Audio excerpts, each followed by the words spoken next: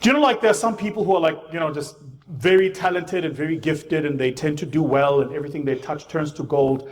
I wish I could say that was my story in business, but the truth is, it wasn't. It wasn't. Everything I have learned, frankly, I learned the hard way, making all of the mistakes that all of us entrepreneurs make. The very first business I had failed. That's a true story. In fact, I remember at the time I'd rented an office out in Centurion, and I used to drive a Toyota Runex RSI, 6 gears forward, red, with the reclining rear seats. And I'd paid rent for this office up front, 3 months up front, because I thought, when you entrepreneurs, we all do this thing, like we do those things called projections. Yeah. And then the beautiful thing about Excel can tell you whatever lie you want to hear. Hey, Excel is a fantastic liar. So I went into Excel and I built in my little projections, and it showed me how much money I was going to make and when was my break even, yada, yada. And then you start running the business and you realize Excel didn't tell real life. And so 3 months into running my business, I'd run out of savings. I'd paid my car for 3 months. I'd paid my office for 3 months and a couple of other personal expenses. But now I had no more money to go. And so for the next 3 months that followed that, I missed my car payments. And then you get that little letter from the bank. It's a fantastic experience if you've never had it. And I don't mean fantastic in the good sense. I mean fantastic like it'll really wake you up. I got that letter from the bank that said that they'd taken a judgment against me and that the car was to be repossessed. I love the word because it reminds you that what you thought was yours was never yours.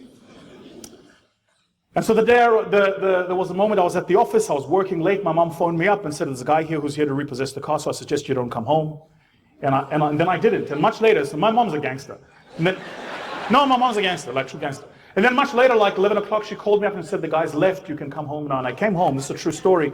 And I came home and my mom had packed for me a bag of clothes and put it in a sports bag.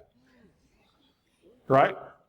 And as I arrived out of the house, she said, don't even come in, take the bag. And that was basically my mom saying, I don't get it. You're definitely crazy. With your skills and capabilities, you can get a job anywhere. I don't know why you're doing this, but I support you finding your own way. I took that bag, I went back to the office, and then I lived there.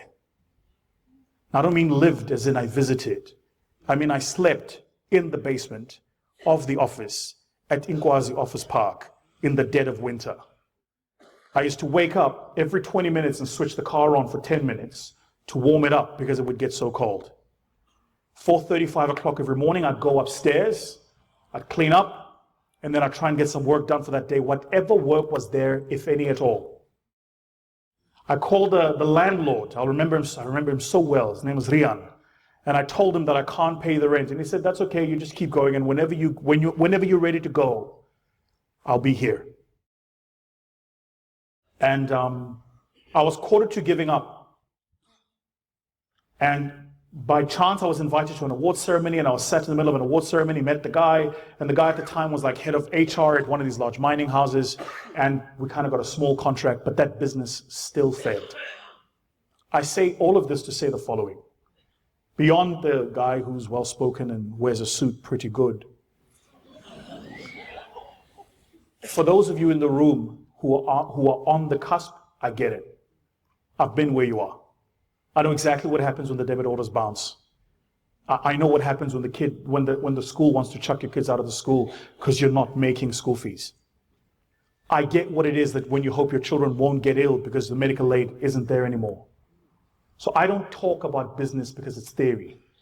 I talk about it because I'm in it. And if this doesn't inspire you at the very least to act, then let just my story be sufficient inspiration to say the following. It's only but by God's grace that I was afforded the time and opportunity to recover, recoup, rebuild.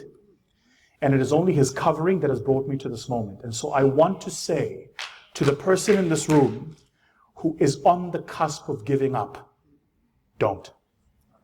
You're so close.